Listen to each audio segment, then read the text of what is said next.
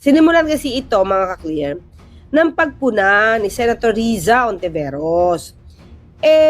Baka tinamaan. Mr. President, halos isang linggo na matapos ang habulan at barilan dito sa Senado. Sa loob-loob ko, hindi ako mapanatag na simula nung Lunes, ang ipinapakita natin ay para bang walang nangyari. Well, puna niya yun, mga ka-clear eh. Puna niya yun. Bakit kaya hindi mapanatag si Senator Riza na parang, parang wala lang, after magbintangan, after magturuan, parang wala lang. Diba? Hindi ko nga alam kung nag-sorry ba si Senator Alan Cayetano sa minority nung magturo siya na mukhang may kinalaman ng minority. Na para bang hindi nabastos ang ating institusyon, ang ating mga empleyado at ang mga Pilipino.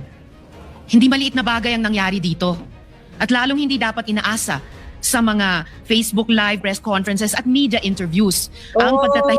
Well, anyway, kasi, oo nga, di ba, may ma-press con, may ma-Facebook Live, itong halos ang majority, mga Ganito na ba talaga kababa ang inabot ng ating politika sa Pilipinas?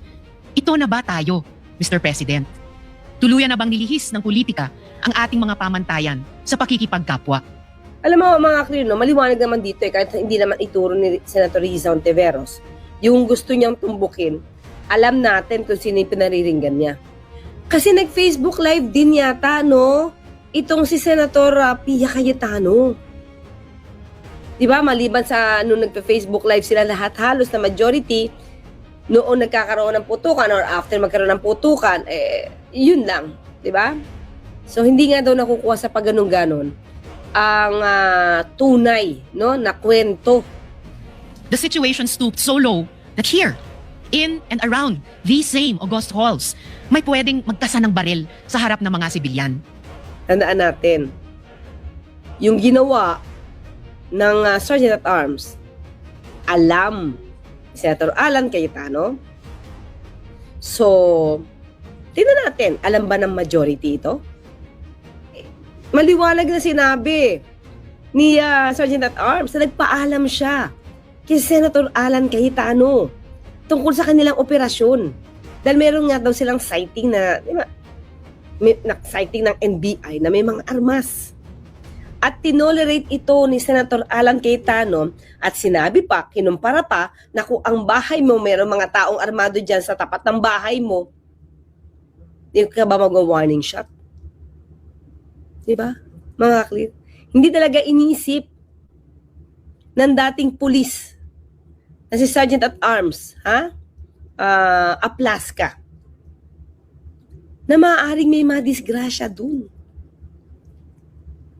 Pero syempre, meron siyang goal. Mga clear, meron silang goal. Meron silang balak arestuhin. Sino yung balak nila arestuhin? Taga-NBI. Na kahit, mga clear, ito di ba pag kayo nag-aaresto, alam nyo kung sino yung tumbok nyo. Alam nyo kung sino yung aarestuin nyo.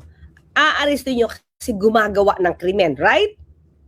Di ka naman pwede mag-warrantless arrest kung ang taong yan ay hindi gumagawa ng crime, hindi, kumbaga wala kang probable cause, no? To believe na siya ay nakagawa ng crime,